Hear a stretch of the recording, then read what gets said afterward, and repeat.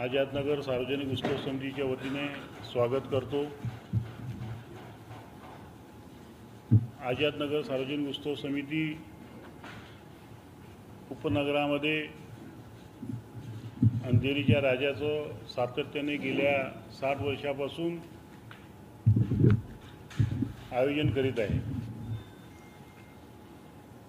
यंदाचा आमचा हिरक महोत्सव आहे। आझादनगर सार्वजनिक उत्सव समितीच्या वतीने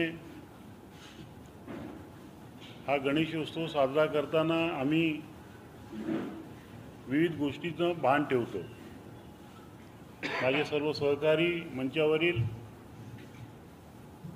आपल्याला विस्ताराने सर्व गोष्टीचं या ठिकाणी आपल्याला माहिती देतील। आझादनगर सार्वजनिक उत्सव समिती फक्त गणेशोत्सव नव्हे तर उत्सव समिती गणेशोत्सव, नवरात्रोत्सव, यंदाचा आमचा नवरात्रोत्सवाचं सुद्धा हे 60वं वर्ष आहे। दहीहंडी असेल, दिवाळीची पहाट असेल, शिवजयंती असेल, हे सर्व सण आम्ही या ठिकाणी साजरे करतो। आणि या सणामध्ये फक्त आझादनगरचेच नव्हे तर संपूर्ण अंधेरी पश्चिमचे लोक या आमच्या सणामध्ये सहभागी होतात आणि उत्सवाची शान वाढवतात। 1966 साली सुरू झालेला हा गणेशोत्सव अतिशय लहान प्रमाणात होता।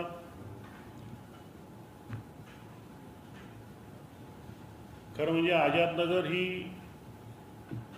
इंडस्ट्रियल कॉलनी आहे आणि या कॉलनीमधील सर्व कामगारांनी एकत्र येऊन प्रथम गोल्डन टोबॅकोचे असतील, मग एक्सेलचे असतील, स्पेशल स्टीलचे असतील, अशा विविध कंपन्यांचे कामगार ह्या विभागात राहतात आणि त्यांनी ह्या कामगारांनी आणि त्यांच्या एम्प्लॉयरनी म्हणजे त्यांच्या मालकांनी या गणेशोत्सवाला खूप मदत केली आणि सुरुवात केली। प्रथम 5 दिवसाचा, मग 7 दिवसाचा, मग अनंत चतुर्दशीपर्यंत असा हा गणेशोत्सव साजरा केला जात होता। दिवसेदिवस माणसं वाढली, कार्यकर्ते वाढले आणि उत्सवाला एक वेगळं असं एक वळण मिळालं। अंधेरी पश्चिममधला हा पहिला गणेशोत्सव आणि त्यामुळे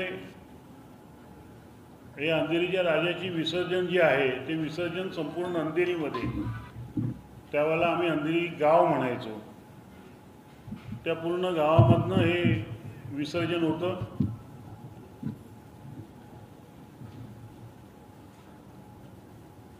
त्र्याहत्तर साली आपल्या सगळ्यांना माहीत असेल की महाराष्ट्रामध्ये अतिशय मोठा दुष्काळ पडला आणि त्यावेळेला संपूर्ण मुंबई शहरामध्ये एक कामगारांमध्ये असंतोष होता। भाववाढीची झळ पूर्ण जनतेला पोचत होती।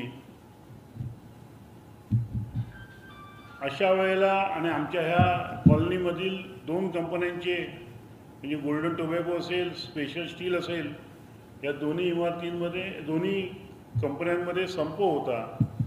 त्यावेळेला लोकांनी देवापुढे साकडं घातलं, अंधेरीच्या राजापुढे, आणि सांगितलं की हे सगळं व्यवस्थित होऊन द्या। पुढल्या वर्षी आम्ही अनंत चतुर्दशी नव्हे तर आम्ही त्याला बाप्पाचं विसर्जन संकष्टीपर्यंत आम्ही वाढवू। आणि आपल्या सर्वांना ज्ञान असेल की 74 साली भरपूर पाऊस पडला, हे सगळे संप वगैरे सगळे मिटले होते आणि आम्ही देवाकडे साकडं घातल्याप्रमाणे त्या वर्षीपासून आजतागायत या मूर्तीचं विसर्जन संकष्टी चतुर्थीला होतं। जरी संकष्टी चतुर्थीला आमचं विसर्जन होत असेल तरी आमची जी पूजेची मूर्ती आहे त्याचं विसर्जन आम्ही अनंत चतुर्दशीला करतो आणि नंतर मग 4 दिवसांनी संकष्टीला ह्या गणपतीचं आम्ही विसर्जन करतो। लाखो भाविक ह्याच्यामध्ये सामील होतात। आणि अंधेरीच्या राजाचं आयोजन करत असताना आम्ही सर्व सामाजिकसुद्धा कार्याकडे आम्ही लक्ष ठेवत असतो.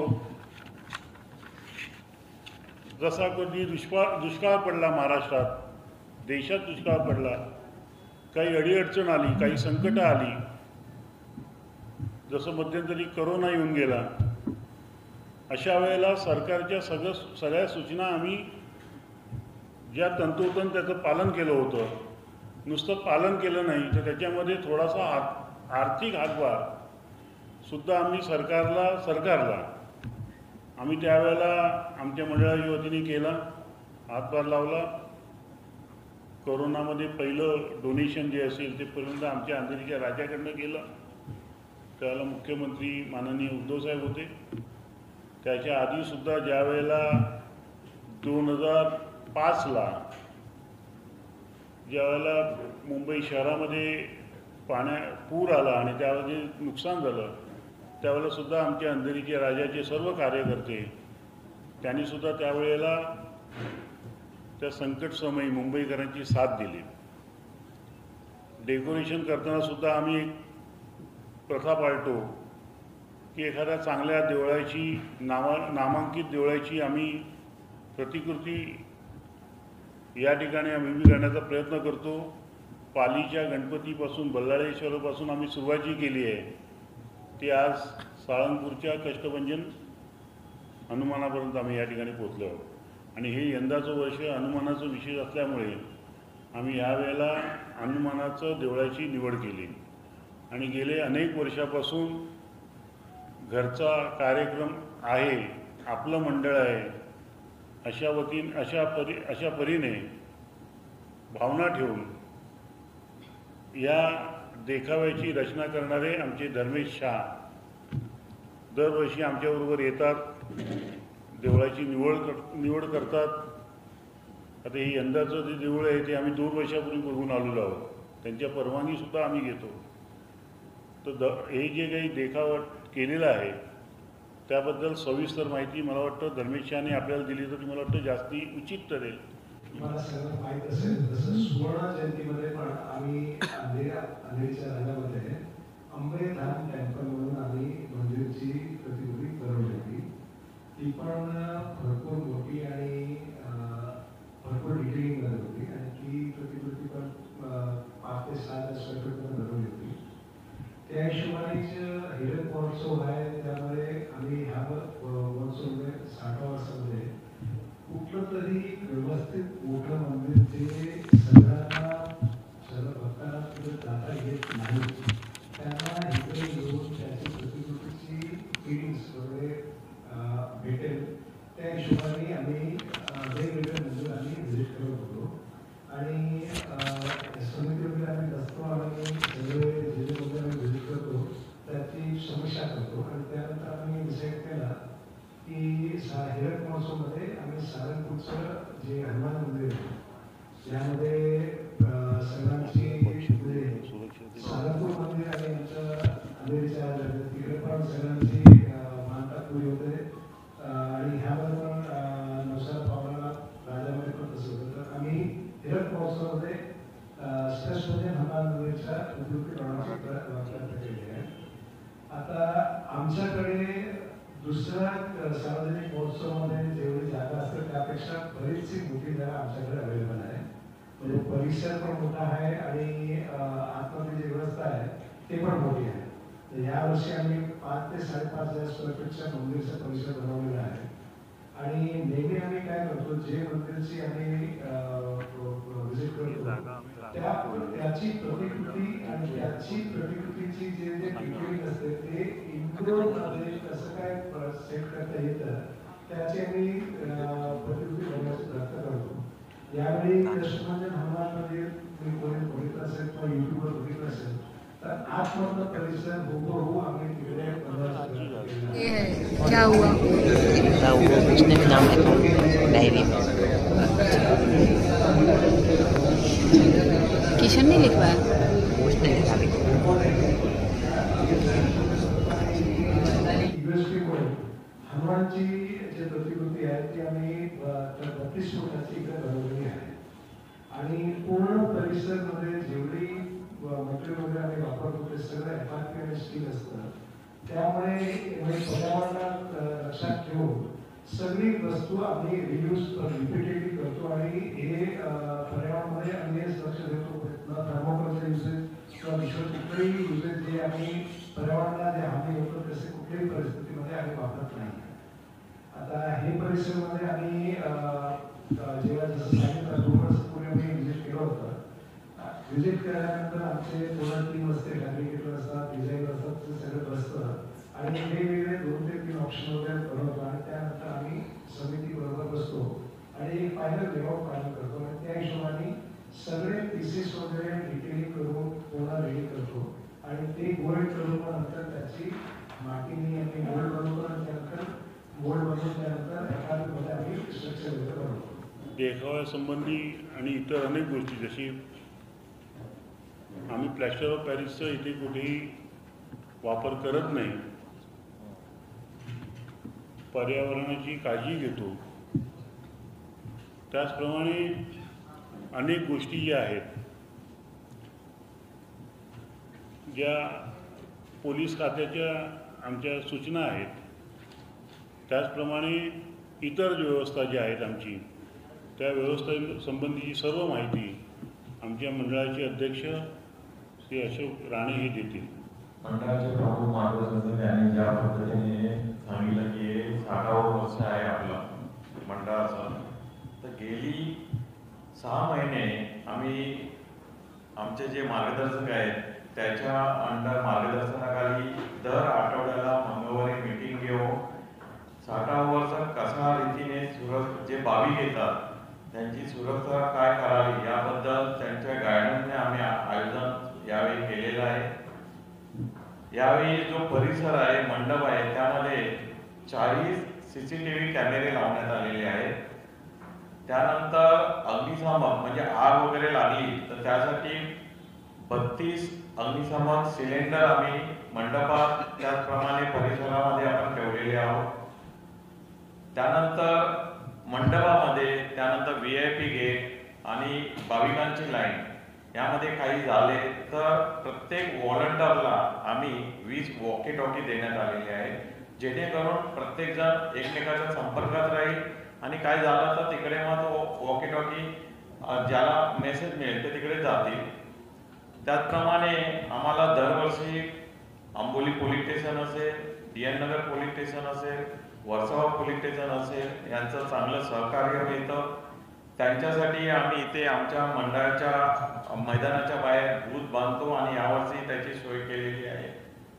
जे भाविक येतात आणि पावसाळा असल्यामुळे जे भाविक येतात त्यांच्यासाठी आम्ही रांगेसाठी शेडही बांधलेली आहे जेणेकरून त्यांना पावसाचा त्रास होणार नाही. त्यानंतर आमचे जे एक VIP गेट, त्यानंतर जे जनरल पब्लिक असते त्यांचा एक गेट असे मिळून 3 गेट आहेत. तर 3 गेटला आमचे मेटल डोअर डिटेक्टर ठेवण्यात आलेले आहेत. त्याचप्रमाणे प्रत्येक व्यक्तीला चेकिंग करण्याकरता 4 हँड मेटल डिटेक्टर ठेवण्यात आलेले आहे.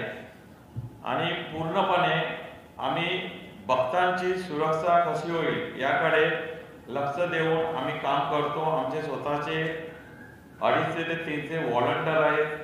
त्यानंतर पोलिसांची मदत असते आणि हे सर्व करत असताना आम्ही भक्तांची ही काळजी म्हणजे त्यांना पाण्याची सोय करणे म्हणजे लाईनीमध्ये वगैरे तेही आम्ही करतो. आणि दुसरं सांगायचं झालं तर FSI म्हणजे सुरक्षा सेफ्टी अशी एक महाराष्ट्रामध्ये कमिटी आहे, ऑर्गनायझेशन आहे. तर गेली 15 वर्षे ते जे मंडळ रजिस्टर आहेत त्यांच्याकडे फॉर्म भरतात, त्यांचं ऑडिट करतात आणि त्यामधून ते एक मंडळ सिलेक्ट करतात. तर गेली 10 वर्षे आम्ही त्यांचं पहिलं किंवा दुसरं प्राइज आम्ही कंटिन्यू घेतो आहोत. आणि ते ज्या सूचना करतात म्हणजे त्यामध्ये सगळे म्हणजे जे येतात तिथे ऑडिट करायला त्यामध्ये पोलीस आहेत, तज्ज्ञ असतात, ते आम्हाला मार्गदर्शन करतात की हे असं झालं पाहिजे, ते हे पाहिजे. त्यांनी पॉईंट सांगितलेला की असेंबली पॉईंट पाहिजे म्हणजे काही झालं तर लोकांनी कुठे जमायचं त्यासाठी तुम्ही एक असेंब्ली पॉईंट ठेवला पाहिजे. तर असे काही त्यांच्या सूचना असतात ते आम्ही दरवर्षी पाहतो आणि त्यामुळे दरवर्षी आम्हाला फर्स्ट प्राइज मिळतं. आणि याही वर्षी त्यांच्या मार्गदर्शनाखाली आम्ही बरेचसे जे काही त्यांनी आम्हाला गायडन्स केलं होतं ते आम्ही इथे आटोकाट प्रयत्न केलेला आहे करायचं. आणि भाविकांची भक्तांची सुरक्षा हे पहिलं आम्ही त्याच्यावर लक्ष देतो. की यंदा सरकारने महागणेशोत्सव म्हणून या उत्सवाची एक वेगळी ओळख करून देण्याचा प्रयत्न केलेला आहे. आणि हा महागणेशोत्सव जो महाराष्ट्र राज्य उत्सव म्हणून साजरा होणार आहे त्यात आमच्या मंडळाचा सुद्धा सहभाग आहे. या मंडळाच्या वतीने जी सरकारने करोडो रुपयाची मदत या गणेश किंवा खर्च या गणेशोत्सवात करणार आहे, जसं दहीगावकर जे आपले समन्वय समितीचे अध्यक्ष आहेत त्यांनी एक मागणी केली आहे, अशी अनेक छोटी मोठी मंडळं आहेत. त्या मंडळांना राज्य सरकारने महागणेशोत्सव म्हणून साजरा करत असताना मदत करावी. कारण अनेक लहान मोठी मंडळांना पैशाची आर्थिक चणचण यावेळेला भासते. तर त्यांनी मागणी केली आहे की अशा मंडळांना मदत करावी. या मंडळाचे जे सेक्रेटरी आहेत त्यांना मी विनंती करतो की त्यांनी या सर्व बाबीवरचं विवेचन आपल्यासमोर ठेवावं. त्याप्रकारे आपण सगळं एक उत्कृष्ट मंडळ किंवा एक जबाबदार मंडळ म्हणून कसं आपण केलं पाहिजे किंवा कोणाला सगळ्यांनी कसं मेसेज दिला पाहिजे. तर हा एक मेसेज कोणाच्याने आमच्याकडनं एक मंडळाचे उत्कृष्ट मंडळ जे आम्हाला नेहमी पारितोषिक मिळतं त्याच्यात आता पण मोठा सहभाग असतो. त्याचप्रमाणे मला एक सांगण्याचं एक वाटतं या आमचं 60वा डायमंड ऑफिस हीरक महोत्सव होतं. या निमित्त आपण एक अंजनीचा राजा जसं हे आपण तुम्हाला दाखवतो ते लोगो बनवणं स्पेशल ही कल्पना आहे. म्हणून दादा काढणारी कल्पना आली ती एवढी हाईट झाली की त्याचं फार त्यासाठी आपण एक स्पर्धा घेतली. त्या स्पर्धेमध्ये सगळे म्हणजे देशभरातनं नाही जगभरातनं 400 स्पर्धकांनी भाग घेतला. ह्या स्पर्धकांमध्ये आपण त्यांना काही शब्द वर्ड्स दिले म्हणजे हे पाहिजे आम्हाला 60 हा अंजनीचा राजा हे पाहिजे संसार ही घोषणा पाहिजे. आणि मग त्यांना तो विषय दिला आणि आम्ही 1 महिन्याचा टाइम दिला होता. त्या सगळ्यांना आपण वेळेवर आमच्या साईटवर त्यांना टाकायला दिलं.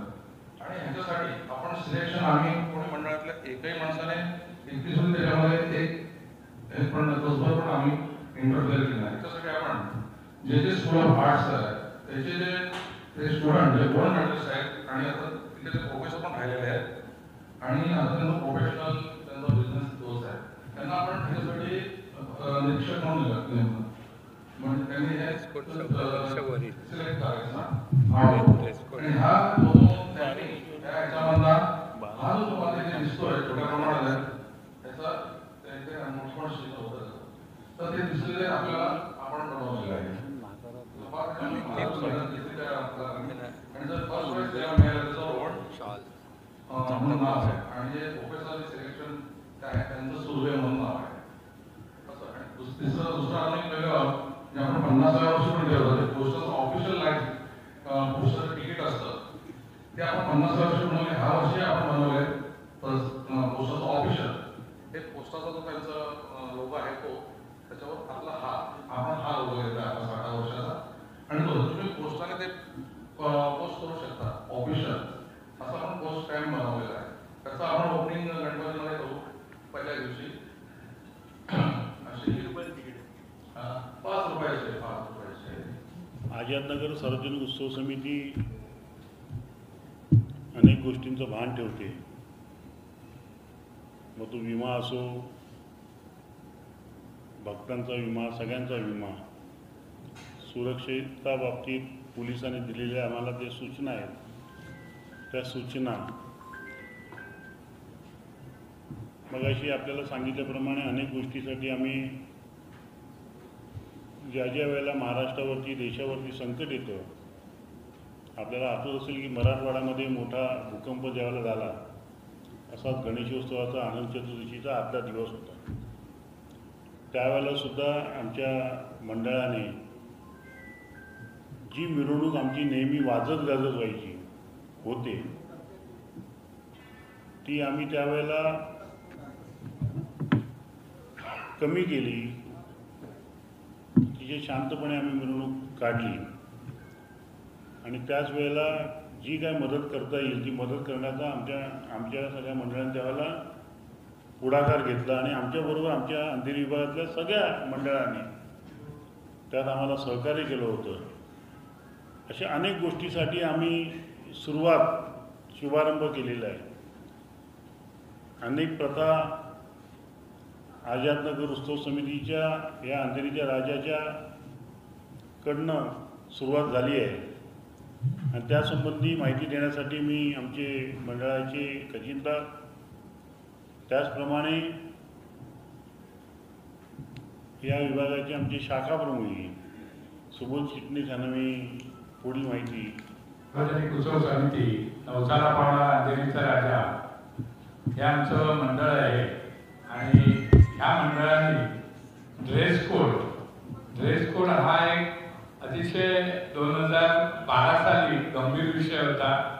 सर्व शासनाकडून पोलिसांकडनं बऱ्याच प्रमाणावर आमच्या मंडळावर दबाव आला होता.